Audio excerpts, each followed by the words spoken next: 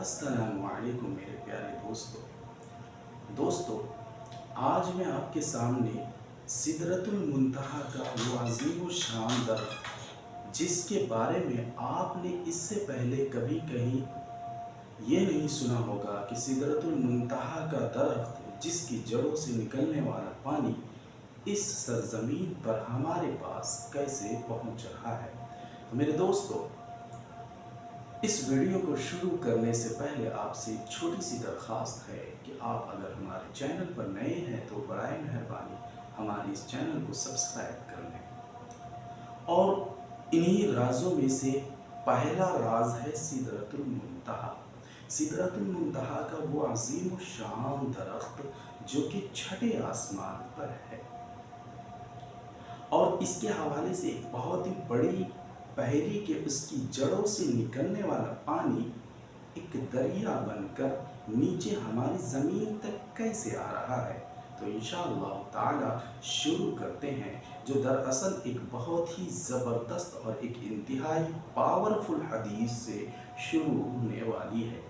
لیکن اس سے پہلے کہ میں آپ کے سامنے وہ حدیث رکھوں، سب سے پہلے ایک سادہ سا لیکن انتہائی اہم سوال کہ دریا ہوتا کیا ہے؟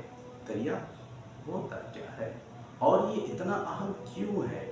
جب سے انسان اس دنیا میں آیا، تین بیسک ضرورتیں شروع سے ہی اس کے ساتھ لگی رہی، اور وہ تین چیزیں ہیں: خوراک یعنی کھانا پینا، لباس یعنی پہننا اوڑھنا، اور حطات یعنی رہنے کی جگہ۔ میرے دوستو، ان تین میں سے تیسری چیز باقی دو کی بنسبت بہت ہی زیادہ اہم ہوتی ہے، اور وہ ہوتی کیا ہے؟ رہنے کی جگہ۔ یعنی ذرا سوچئے کہ اگر انسان غلط حطات چوائس کر لے، اگر وہ غلط جگہ پر رہنا شروع کر دے، مثال کے طور پر صحراؤں میں کچھ اگتا ہے اور نہ ہی وہاں زیادہ شکار پایا جاتا ہے جس کو مار کر اس کی کھال استعمال ہو سکے، ہم صرف اپنی جانتے ہو دوستو، آج تو جانوروں کی کھالوں سے ہم صرف اپنی کیا چوائس کرتے ہیں؟ ہم صرف اپنی لغزشوں کو پہنتے ہیں، بناتے ہیں۔ اور کسی زمانے میں اینیمل ہیڈز یعنی جانوروں کی کھالیں زندہ رہنے کے لیے بہت زیادہ ضروری اور اہم ہوا کرتا تھا۔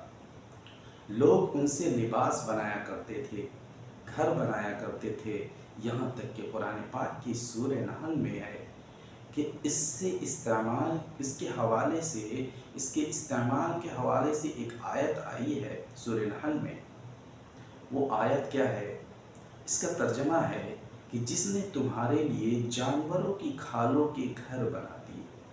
پھر اسی طرح اگر انسان پہاڑوں کی چوٹیوں پر جا کر رہنا شروع کر دے تو وہاں پر بھی خوراک اور لباس دونوں ہی بہت ریئر ہے، نایاب ہے، کیونکہ برفیلے پہاڑوں میں بھی نہ تو زیادہ کچھ اگتا ہے اور نہ ہی وہاں شکار کرنے کو ملتا ہے۔ میرے دوستو، اگر مل بھی جائے تو اسے پکڑ لینا اتنا آسان نہیں ہوتا۔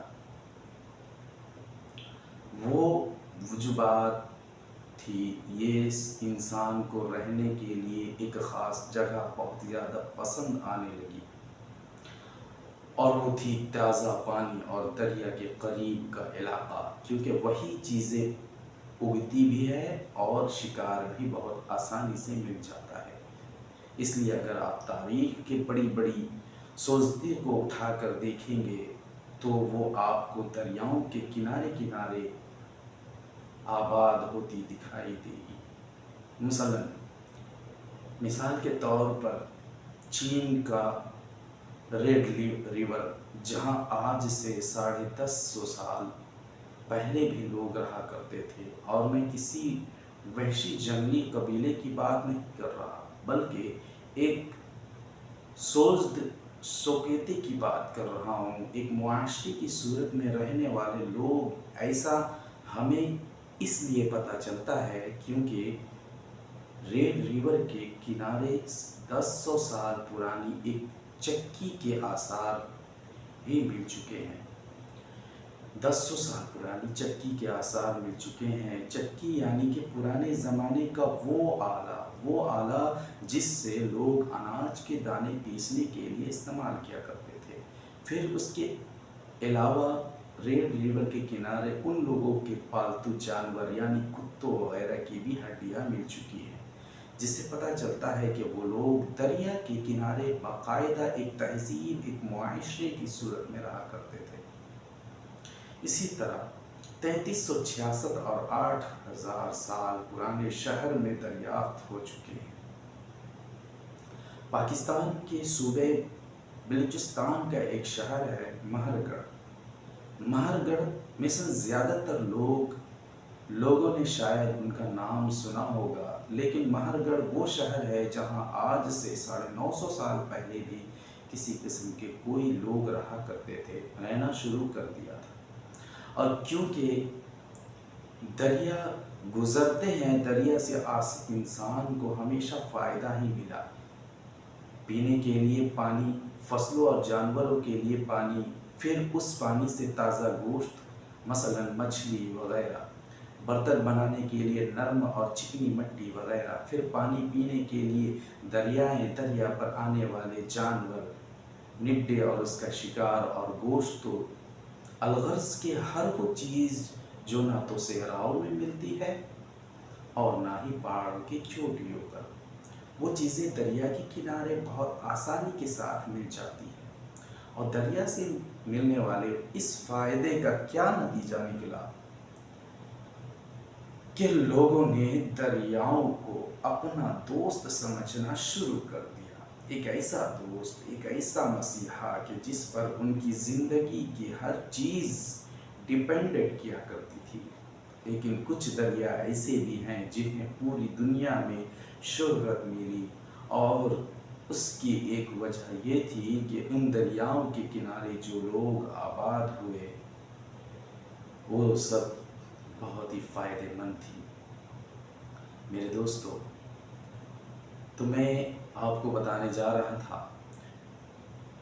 कि सिदरतुल मुंतहा का वो अज़ीम शान दरख्त जिसके जड़ से निकलने वाला पानी इस सरज़मीन पर कैसे हमारे सामने बह रही है, जिसे हम सब इस्तेमाल किया करते हैं।